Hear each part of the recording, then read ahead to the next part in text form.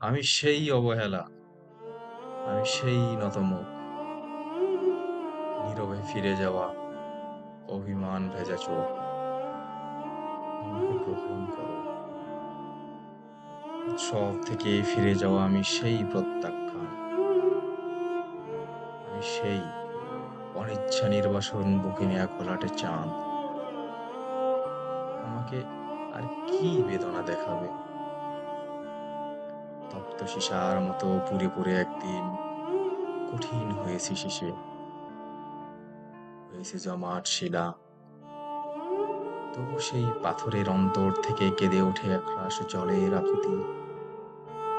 ঝর্ণার মতো তারা নেমে যেতে চায় কিছু মাটির শরীরে।